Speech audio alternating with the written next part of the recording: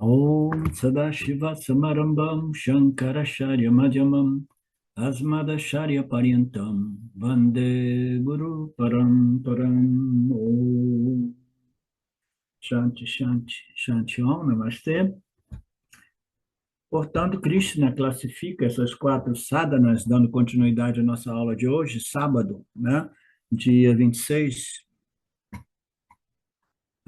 Nós já vimos, né, muito elaboradamente esses quatro tipos de sadhanas apresentadas de cabeça para baixo, colocando aquela sadhana inicial como a mais elevada.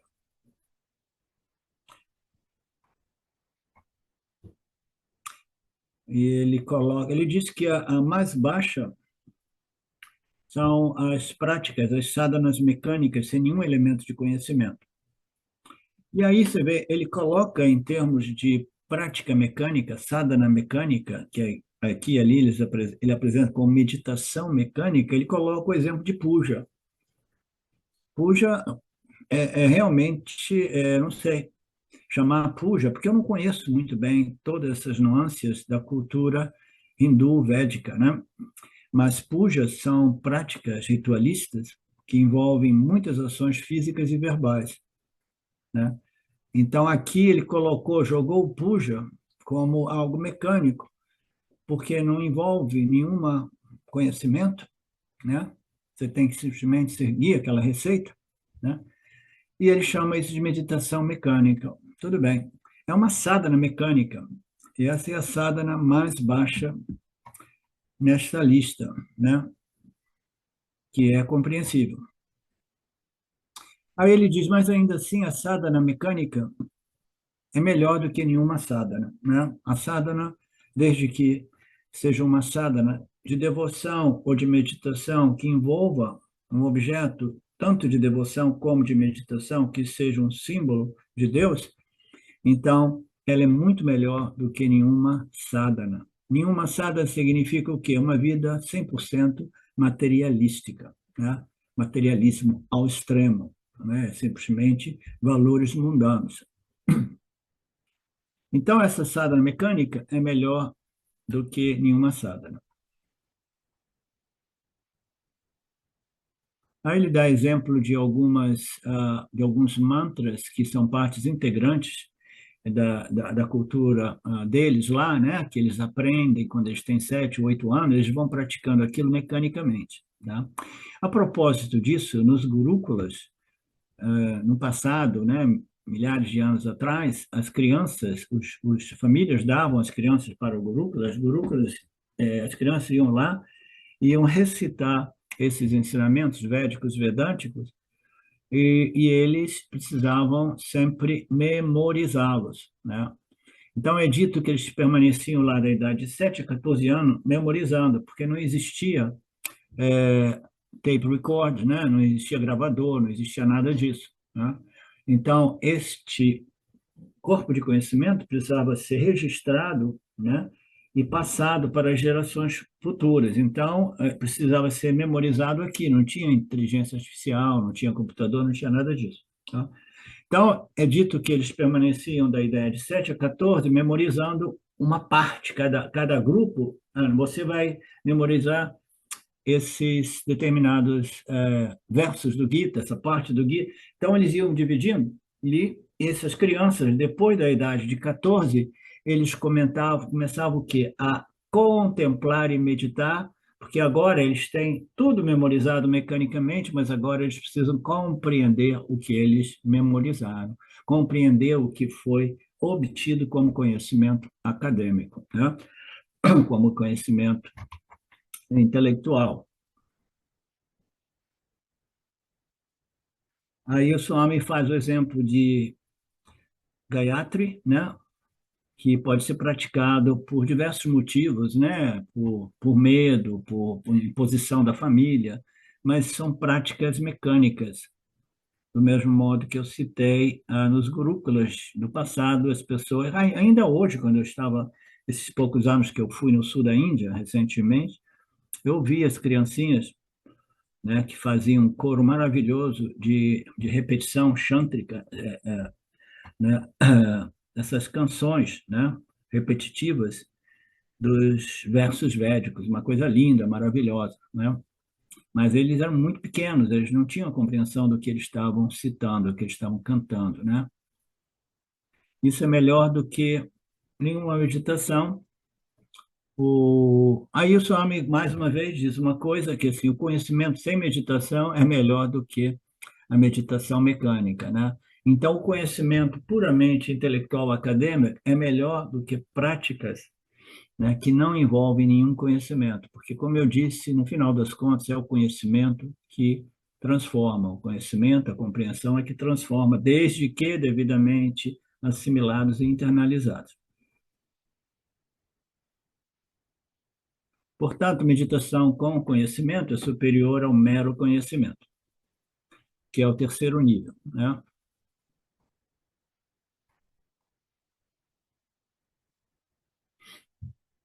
Só me diz assim, eu espero que vocês não fiquem confundidos, né? Isso foi uma exposição do Krishna, né? Portanto, eu não me sinto de omitir e evitá-la, né? Mas que se torna um pouco confusa para aquelas pessoas menos familiarizadas, né, com esse corpo de conhecimento védico, se torna um pouco confuso, sim. Por isso que eu estou insistindo nesse tema. Também porque existem paralelos práticos diretamente relacionados, né, à nossa experiência no Ocidente, o modo qual, né, a gente entra em meditações sem nenhum elemento de conhecimento, o modo qual a gente se joga no conhecimento intelectual meramente acadêmico, e depois a gente é convidado a fazer o Nididhyasana, que é uma forma de contemplação, seja através do Passana, seja através do Shravana, Manana. Manana é reflexão, contemplação, né, nos ensinamentos, né, que foram expostos, né? Então, a meditação, reflexão, baseada neste ensinamento, neste conhecimento que foi ouvido, né? Shravana, and then manana, contemplado, refletido, né? Então, isso nós entramos no âmbito do dhyana. Swami apresenta um significado de dhyana aqui, que é legal, né? É assim, é uma meditação praticada após eu ter obtido o conhecimento, né? E o passana pode ser praticado antes de qualquer conhecimento, tá? Então, dhyana, você precisa obter todo o conhecimento, e na medida que você gradualmente vai obtendo esse conhecimento, você vai meditando, meditando aqui, refletindo, contemplado sobre os ensinamentos que revelam a natureza de Saguna barra Nirguna Brahman. Quando eu medito em Deus, eu tenho uma ideia clara. Se eu tiver realmente estudado profundamente, né, as Escrituras, totalmente, eu vou meditar em Deus. Então, essa meditação é embasada na informação adequada. Esta meditação bem informada, né, é superior às meditações de nenhum elemento de conhecimento, de compreensão. Então, meditação com conhecimento é superior ao conhecimento meramente acadêmico, né? Vocês estão entendendo? Quem é que está meio confuso ainda sobre tudo isso? Por favor, diga.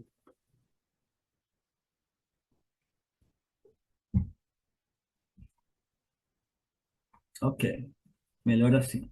Ninguém tem dúvida. Então, Krishna viaja, ele vai navegando gradualmente, devagar, por causa das contradições, né, de uma sadhana para outra, depois de ter passado por todos os aspectos da devoção religiosa e espiritual, ele vai viajando de uma sadhana para outra, e no final ele categoriza isso de modo surpreendente, dizendo que a melhor de todas é o karma pala tyaga, uma atitude de entrega a respeito dos resultados, né? Então, aquela que era apresentada como uma yoga de início, agora, para surpresa de todos nós, ele apresenta aquela como a renúncia e dedicação, né, dos frutos das minhas ações. Eu entrego a Deus, veio de Deus, eu recebo como presente, né? E eu devolvo a Deus através das minhas respostas, a minha atitude. É o karma pala tyaga, né? A dedicação dos frutos das minhas ações a Ishvara. Para surpresa, ele diz que essa é a sadhana mais elevada.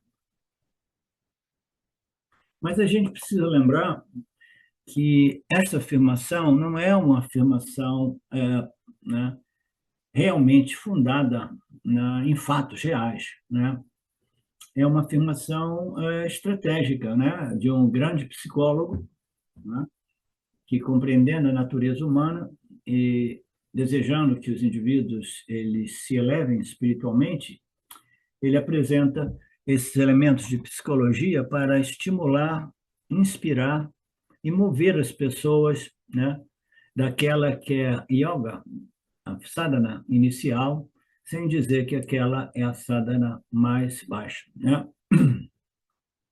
Então, esse é uma concessão, é um compromisso que Krishna faz para encorajar as pessoas a praticarem Sakama Karma Pradhana Karma Yoga, ações com interesse materialistas, pessoais, mas observando o Dharma, porque é dali que eu vou mover, né, no nível do Niskama Pradhana Karma Yoga, que é ações muito mais purificadas, muito mais elevadas, que levam em conta o benefício de todos, né?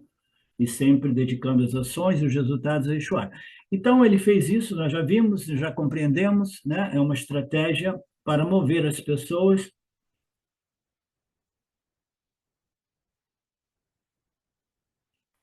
Aí o Swami ele apresenta alguns elementos da cultura védica, dizendo assim, na nossa sociedade lá, né? As pessoas dedicam os frutos dos resultados sempre ao Senhor. É uma coisa inerente, intrínseca na cultura védica hindu. Até mesmo os aldeões totalmente analfabetos, que nunca leram, nunca ouviram falar das escrituras védicas, eles ainda assim praticam. Toda vez que eles obtêm uma coisa, recebem um presente ou compram alguma coisa, eles primeiro oferecem ao Senhor. Mas como assim? Eles botam diante do cantinho da casa, né? São pessoas simples, onde tem o altarzinho da divindade favorita desses aldeões. Então, eles têm como cultura, muito embora eles não compreendam, não tenham nem a compreensão do porquê de tudo isso, eles oferecem o que eles obtêm ou recebem, né, ao Senhor antes de mais nada, né? Só depois, então, que eles dizem assim, Chora, tudo bem, eu ofereci para você, mas eu ofereci porque eu sei que você não vai levar. Agora que já eu deixei aí pendurado na frente de você, né, por 1, 2 dias, agora você me dá licença, mas é meu, né, Mariné?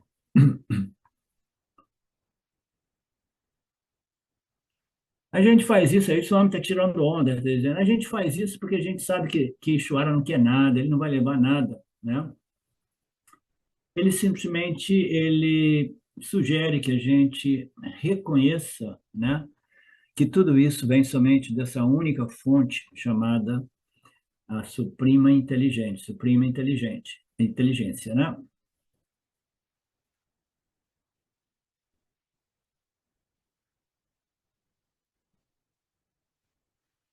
Então, a compreensão daquele que ele apresenta aqui um outro significado, o nome Nivedana, é aquele que está muito bem informado a respeito das leis e princípios do Senhor, né?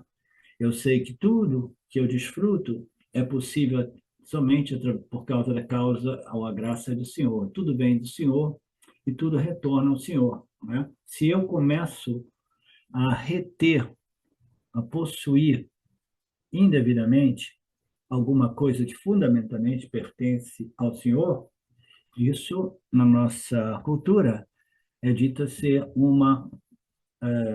Como é que se diz? Me fugiu a palavra agora.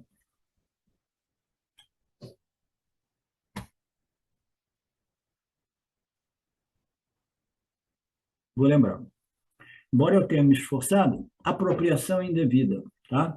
Apropriação indevida é me apropriar de algo que não pertence a mim, né? E as pessoas fazem isso até mesmo com os ensinamentos, né? Elas querem usar umas partes, né, daquilo que foi compreendido, seja academicamente ou relativamente assimilado, e muito frequentemente elas vendem essas compreensões, esses ensinamentos, e muito frequentemente sem realmente apresentá-lo em sua integridade, né? Porque não compreendendo os ensinamentos claramente, tem sempre uma mistura de fragmentos de conhecimento com um monte de interpretações confusas, né, que é a ignorância do próprio expositor, né? Então, isso é apropriação indevida daquilo que pertence a Ishvara. Tudo pertence a Ishvara. Nosso corpo foi criado por Ishvara, vai retornar aos elementos de Ishvara. A apropriação indevida é um grande problema. Então, a renúncia a tudo isso, né, é o Karma Yoga, Karma Pala Tyaga, nessa essa atitude de entrega, de dedicação e aceitação de tudo como vindo de Ishvara e sendo resolvido em Ishvara. Tudo é visto como prasada. A palavra prasada só me apresenta aqui, né? O Marcelo teve o cuidado de procurar os exemplos, né? Porque o Swami apresentou como Vadai, né? Shundal, e Kadalai e Ladu, né? Então foi interessante porque o prasada é visto e é dito como presente. E na minha compreensão, na minha mente, naquilo que eu sabia, era sempre associado como o ladu, os docinhos, né? Porque toda vez que eu vi cerimônias de praçada, como quase todo mundo no mundo, né, é viciado em açúcar, então os praçadas eram doces, né? E aqui o Swami esclareceu isso, né, esse detalhe, essa nuance da cultura deles, dizendo que pode ser um praçada salgado, o vadai, os salgadinhos fritos, né? Que pode ser umas lentilhas, né, ou legumes, ou amendoins, né, tudo isso é praçada, né, que você pode oferecer. E, de fato, frutas também eles colocam nos altares, né, estão oferecendo de volta a Ishvara e recebendo tudo como praçada. Então, o indivíduo vai no supermercado, vai na feira, vai na quitanda, compra algumas coisas, ele sabe que aquilo está vindo do Senhor, e ele simplesmente coloca as compras no altar, dizendo: Isso veio de você, isso aqui pertence a você, mas quando chegar a hora de eu precisar me alimentar, eu vou pedir licença e eu vou pegar de volta, né? Então, aqui ele apresenta um significado mais profundo da palavra prasada, que nada mais é do que tranquilidade mental, equanimidade mental. Essa prasada é derivada do pra, que é o prefixo, né? E da raiz sada. A sad significa mente pacificada. Isso é muito bacana, né? Isso é muito bacana porque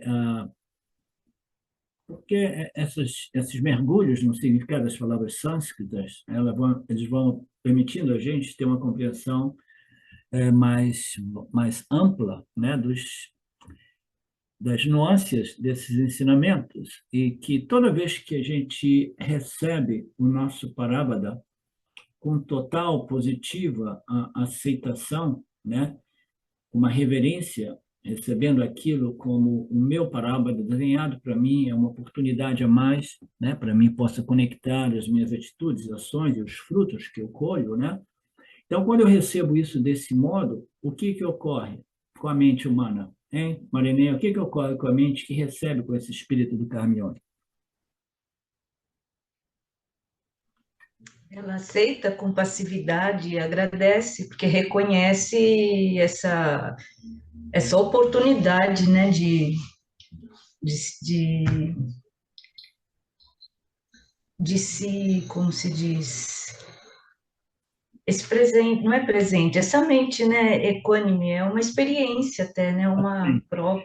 Então, prasada significa uma mente pacificada, uma mente equânima, né, o equânime, e ela ocorre por quê? Porque no momento que você não está identificado como fazedor, desfrutador, você sabe que você recebe as suas circunstâncias de vida como seu parábada direto de Ishvara, e você responde para Ishvara, então você está resolvendo o ego humano, esse sentimento de fazedor e desfrutador, em Ishvara. Então, todas as expectativas, ansiedades, desejos e medos, tendência de querer controlar o meu parábola, tudo aquilo é dissolvido nesta resolução do ego, com seus quereres e não quereres, em Ishvara através da compreensão desse sistema. Então, a mente se torna pacificada. Então, quando eu diz que você recebe tudo como prasada, significa que você recebe tudo com equanimidade, que é derivada de uma compreensão de que este é um sistema inteligentemente desenhado que não dá nenhuma margem a algum erro, né? A gente colhe aquilo que a gente planta a nível pessoal e a nível coletivo, né? A nível cósmico também. Então, eu achei bacana essa mente pacificada, essa mente equânime, como o significado mais profundo dessa palavra praçada. Obrigado, hein, Martelo, por você fazer essas traduções mais elucidativas, né? Olha, falei difícil, hein, Marcelo?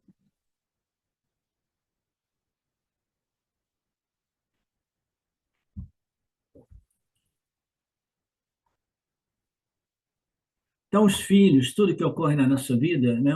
Os frutos doces e amargos, todos eles são praçados.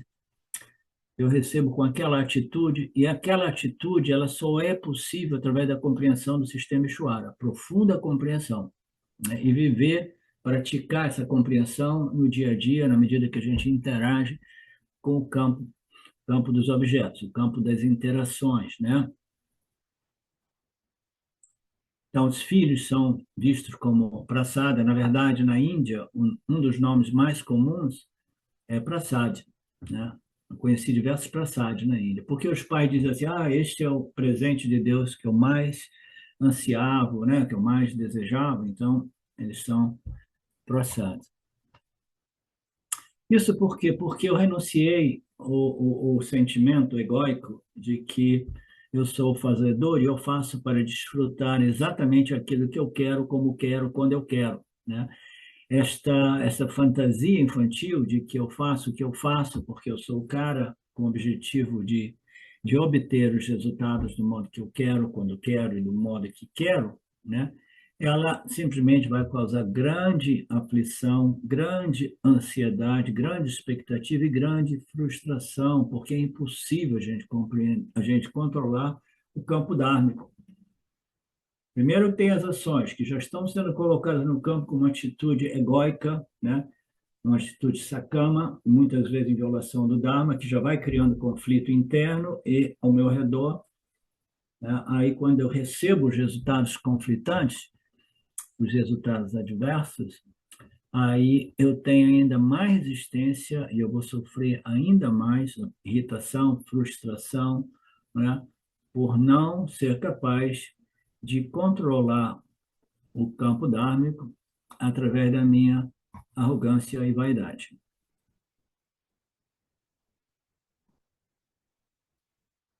Esta equanimidade é apresentada aqui como yoga, né? Karma yoga. E aí o Swami, ele traz para a gente algumas passagens do Gita que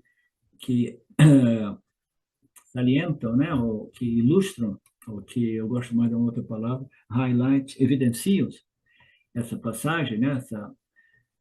Esse significado da palavra prasada.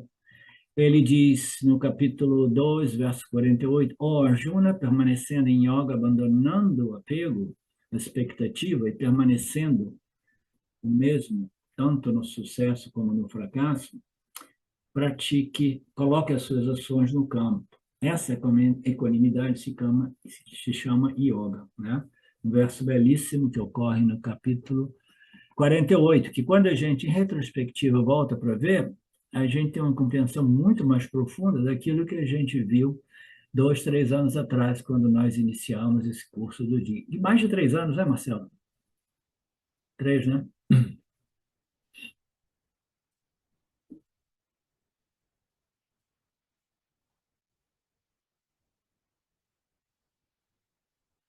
Ok, então o Swami diz que com esse verso, a primeira parte do capítulo 12, termina, né? E agora entramos na segunda parte desse capítulo 12, né?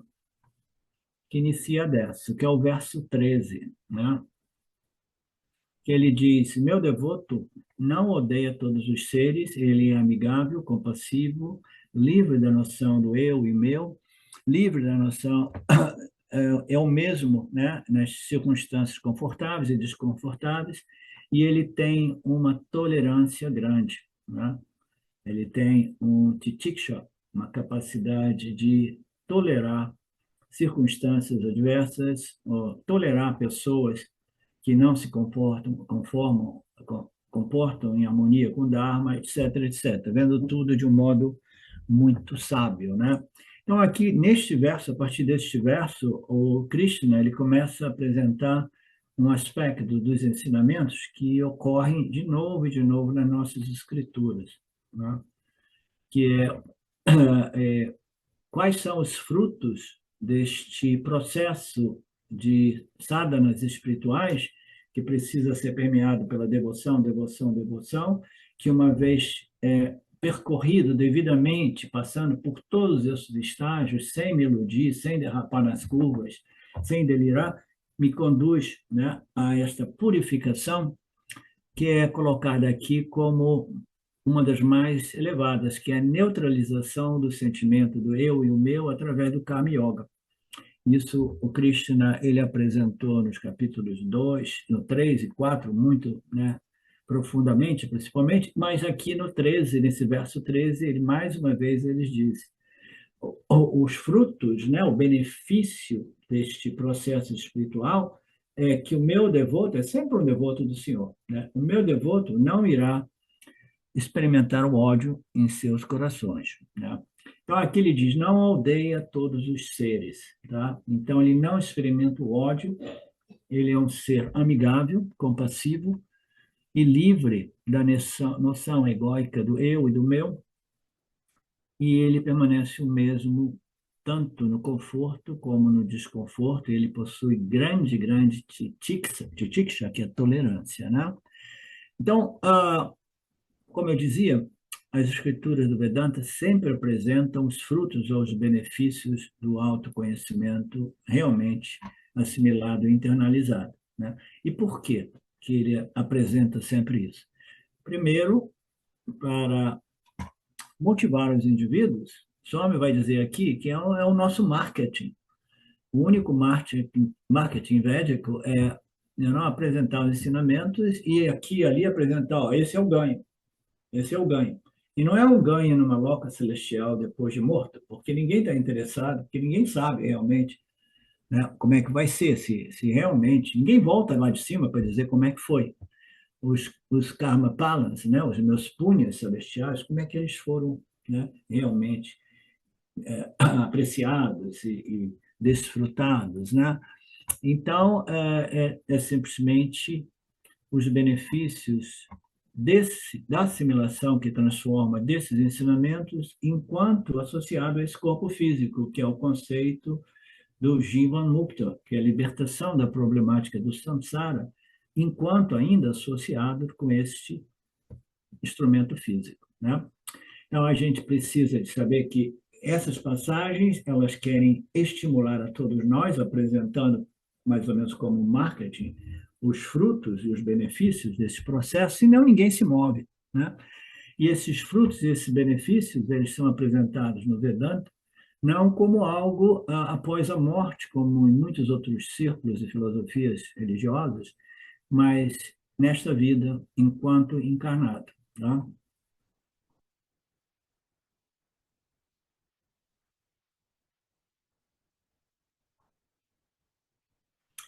Swami ele vai entrar um pouco de novo, ele fala sobre a regra de pronúncia, um pouco de sânscrito, que não interessa a nós, né? E qual a segunda parte desse 12º capítulo? Suponhamos que a pessoa tenha passado por esses 5 níveis de devoção, e ele sabe o que é uma atitude religiosa devocional, ele se tornou um niskama karma pradana yogi, né?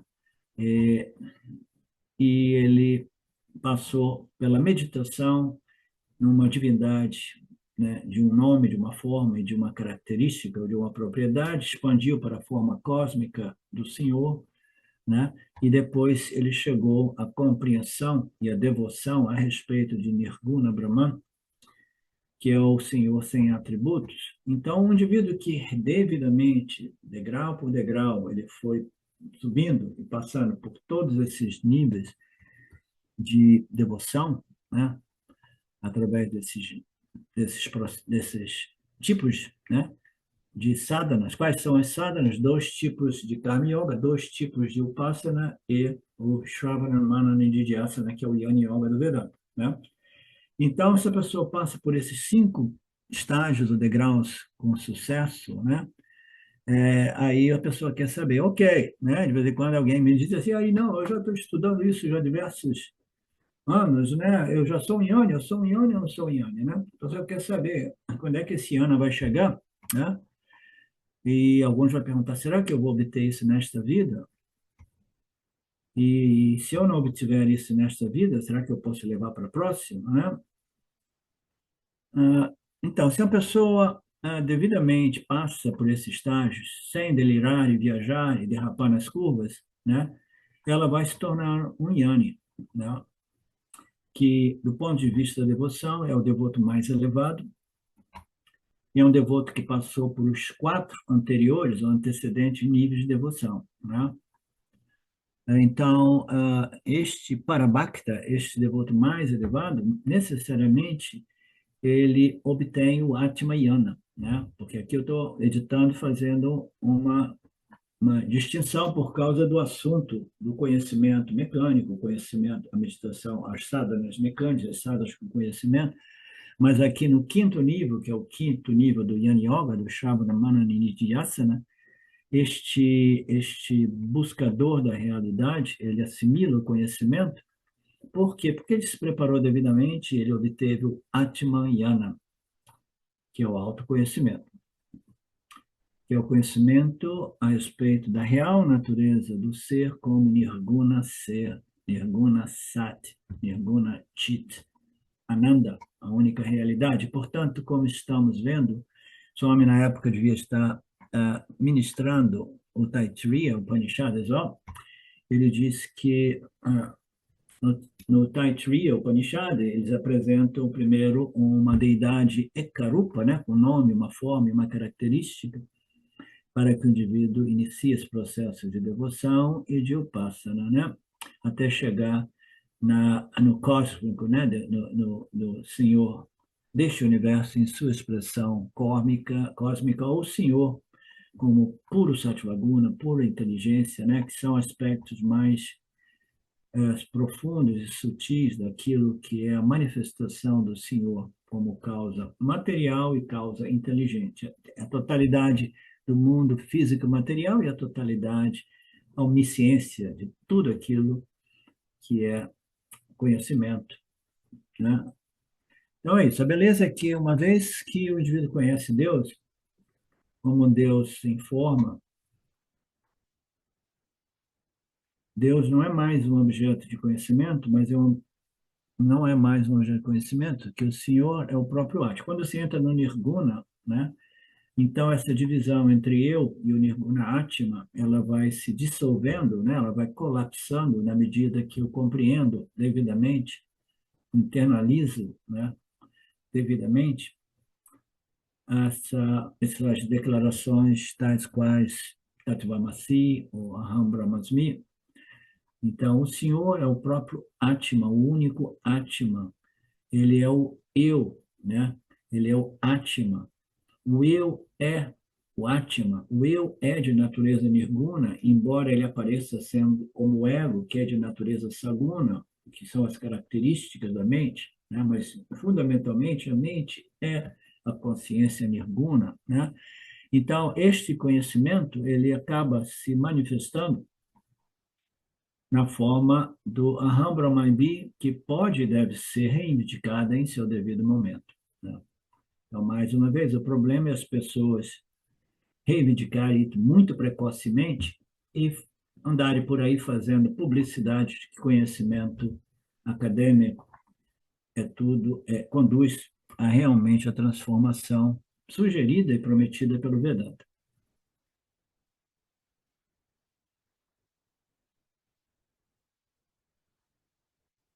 Aí ele faz referência a algumas passagens de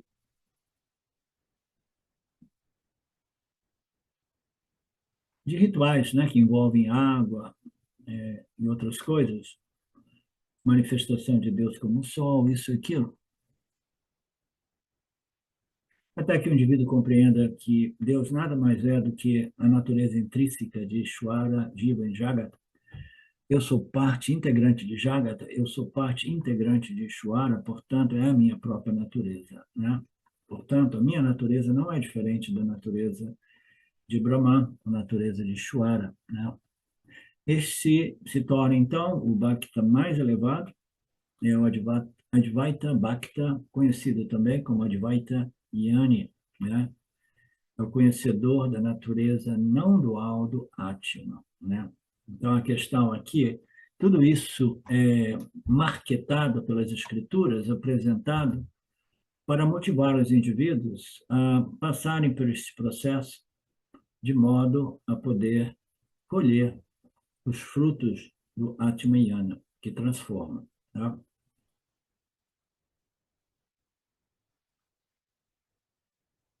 São dois nomes diferentes, Jivatma, Paramatma, né?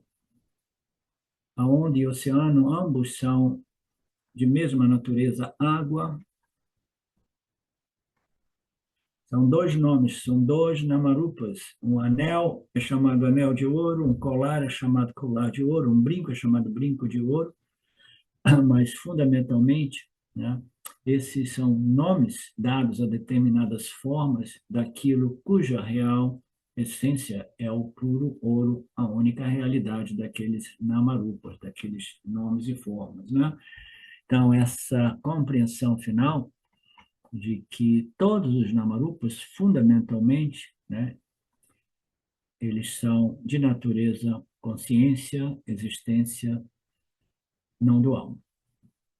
Portanto, esse Nirguna Atma é a minha própria natureza, é a compreensão final, que só irá frutificar se o indivíduo estiver devidamente preparado. Tiver um mumukshata enorme, um desejo enorme por isso, não é superficial, como eu disse no início da aula de hoje, eu abordei diversos exemplos, né? O indivíduo pensa, não, isso vai me criar um status, não, né? Inconscientemente é um status, agora eu vou ser visto, né? As pessoas vão me ver como um degrau mais elevado, porque agora eu sou um Yanni, né?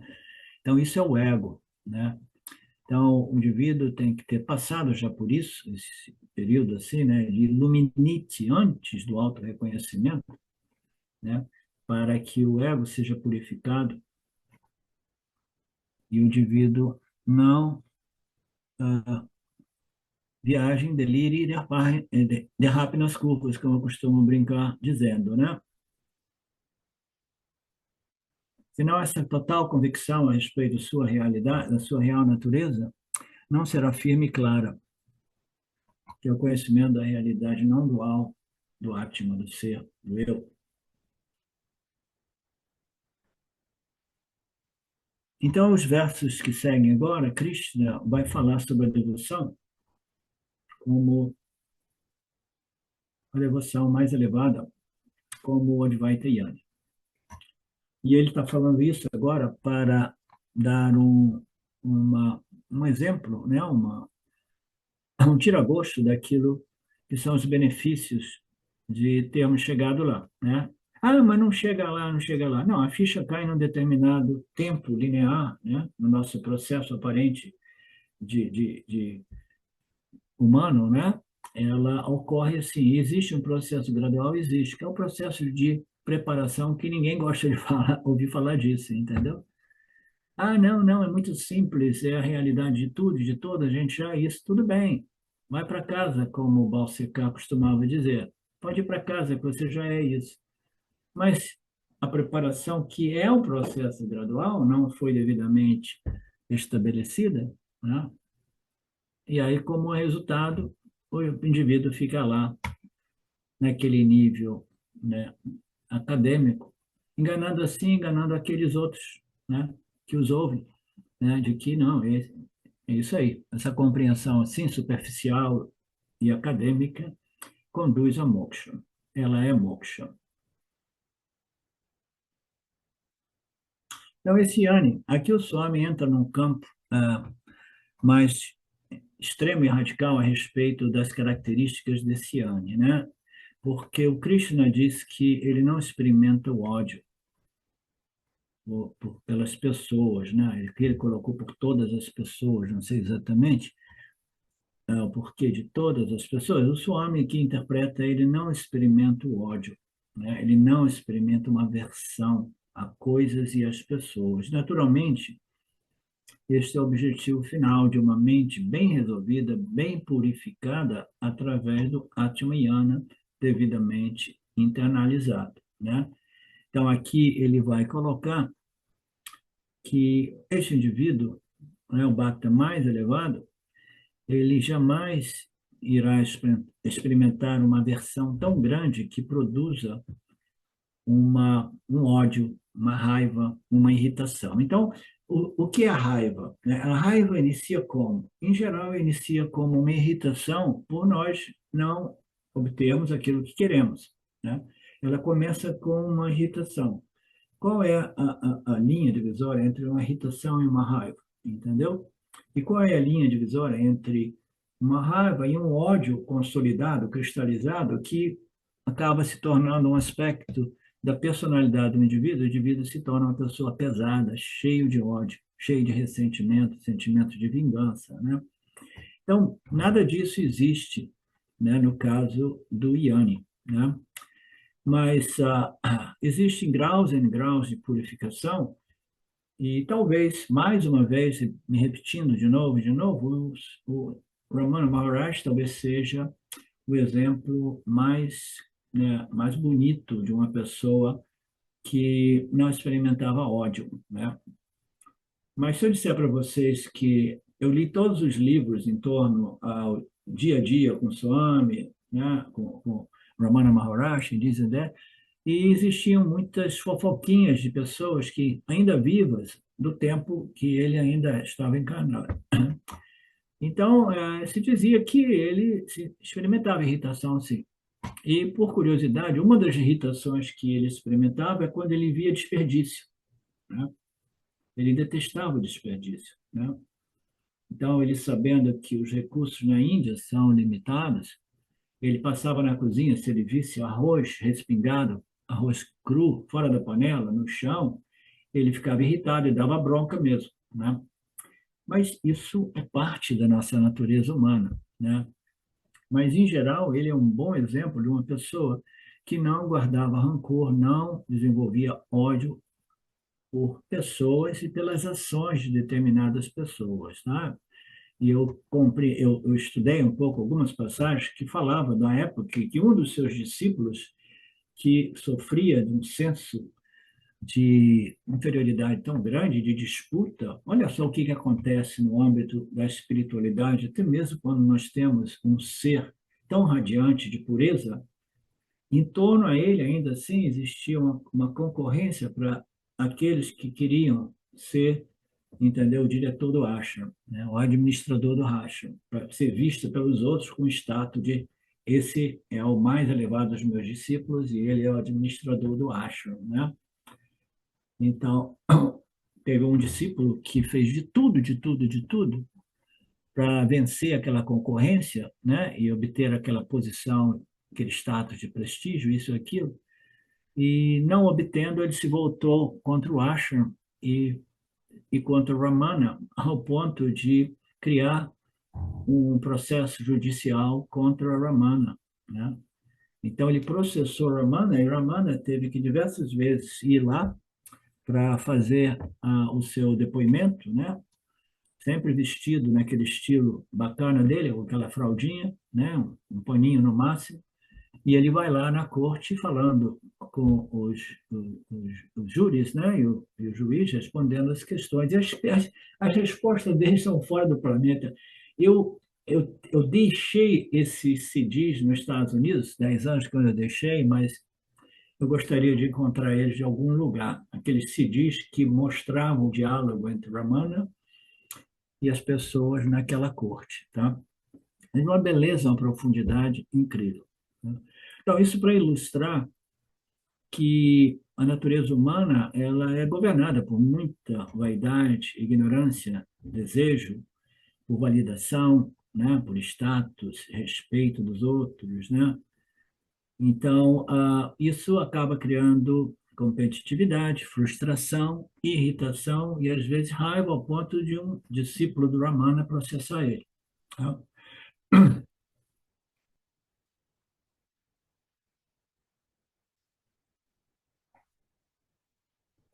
Então, quais são as características desse Yanni?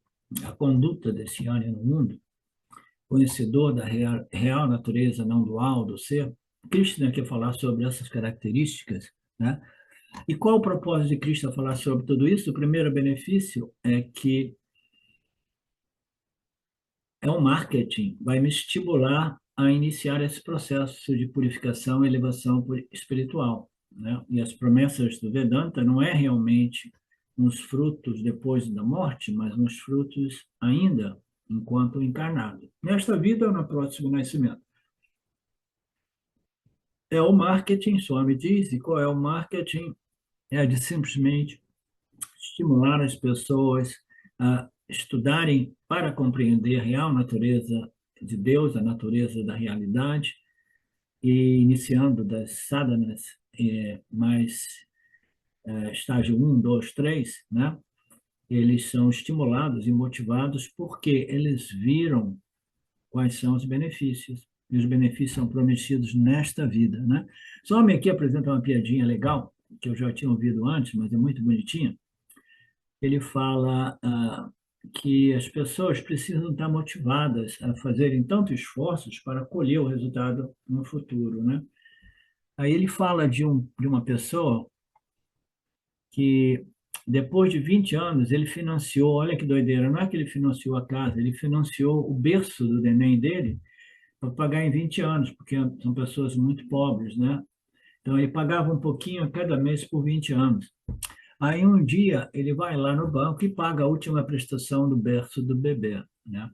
Aí, o gerente do banco olha para ele, nossa, que legal, agora o banco é o berço é totalmente seu, não existe nenhum colateral mais, a gente não pode retirar o berço, porque agora você pagou ele em full, né? Aí o gerente falou assim, e a propósito, como é que está o bebê? Ele falou, eu sou o bebê. I am the baby. Não? Eu estou pagando isso através de 20 anos, né? Como a gente paga uma casa, aí a gente vê, no final das contas, a gente está velho, acabando de pagar a casa depois de 30, 40 anos de financiamento nos Estados Unidos, né?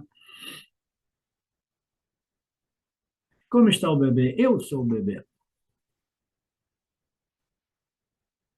Então, esse é o marketing do Vedanta, é apresentar os benefícios, né, deste conhecimento devidamente assimilado.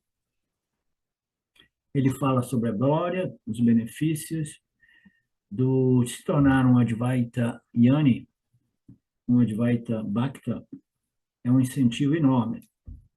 Se a gente disser que não existe realmente nada como um benefício, né? E as pessoas, em geral, elas questionam o Yana Yoga do Vedanta, dizendo, não pode existir benefício nesse processo de Yana, porque Yana não tem nenhum elemento de experiência. O benefício só pode ser uma experiência. Elas não têm compreensão do que seja o benefício do Atma Yana, que vai transformar o modo por qual eu experiencio tudo na dualidade. Tá? Então, as pessoas, em geral, não colocam fé neste processo do Atma Yani, do Atma Vichara, investigação, né, da real natureza, do ser sob a luz dos ensinamentos dos Upanishads. Né? Só me fala um pouco mais do marketing na Índia.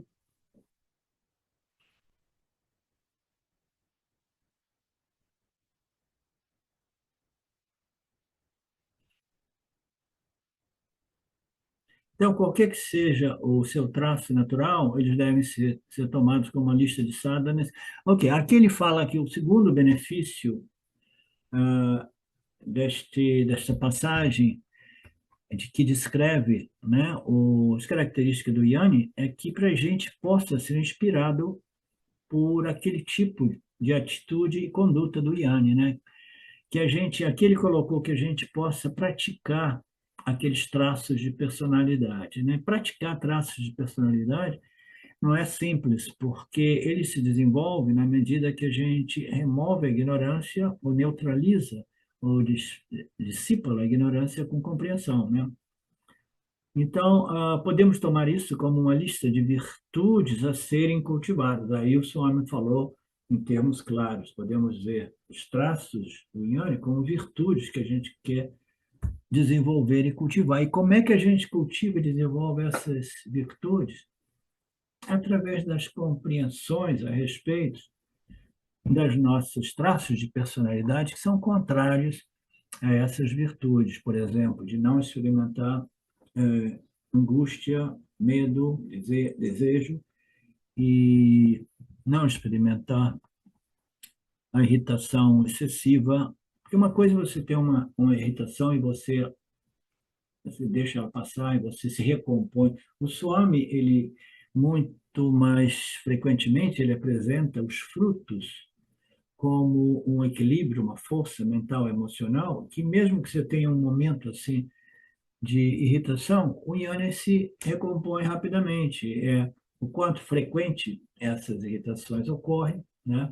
O quanto profunda elas sejam e o quanto rápido o indivíduo se recupera delas, né? Então, é um modo mais bacana, mais pragmático da gente compreender este processo no qual nós começamos a colher os frutos do Atmayani. A gente vai desenvolvendo virtudes e a gente pode ver essas virtudes como algo que nós queremos cultivar, mas o cultivo dessas virtudes precisa ser feito, todo ele embasado na compreensão e no conhecimento daquilo que é a natureza da ignorância. Por que que os meus traços de personalidade são absolutamente contrários aos traços do Jnana?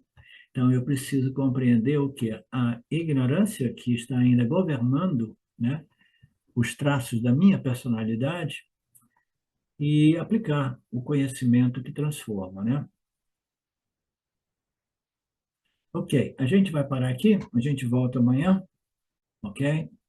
Om Purnamada Purnamidam Purnamudachyate Purnasya Purnamadaya Purnameva Vashishate Om Shanti Shanti Shanti. Namastê. Olá, queria trazer aqui para vocês o quanto eu tenho me beneficiado dos ensinamentos do Vedanta. Esses ensinamentos do Vedanta, eles mudaram a minha vida, o meu estilo de vida, né? A partir de uma compreensão sobre Jagata, o mundo, sobre essa pura inteligência, Ishvara, sobre o Jiva, né? A mente, o funcionamento, sobre a aplicação do Karma Yoga diariamente na vida, o quanto isso beneficia a purificação da mente, né? Para poder daí acessar aquilo que é mais valioso.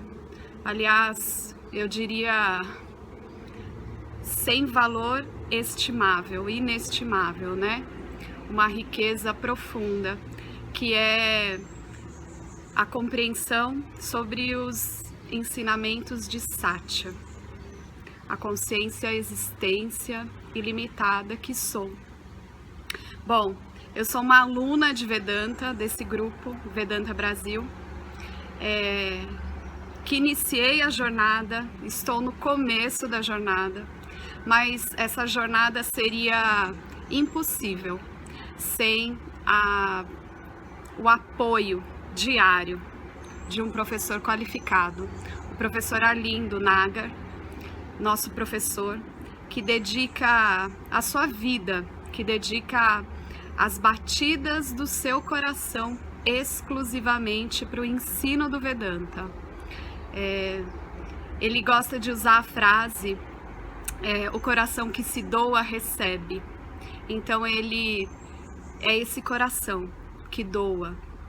E aí a minha pergunta e o meu convite é: e você? tem se beneficiado também dos ensinamentos, da compreensão, da clareza desses ensinamentos que são trazidos para nós? Sim? Se sim, o coração que doa, recebe. Então, o convite é, se você se beneficia, você pode também fazer uma doação. Essa doação, ela é necessária, apropriada, para a manutenção, né, desse ensinamento vivo diariamente para nós. E é um convite para que a gente possa nutrir esse grupo com o dar e o receber. E se você se beneficia, tenho certeza, qualquer valor mensal é suficiente. É o valor que o seu coração sentir, mas é um valor apropriado.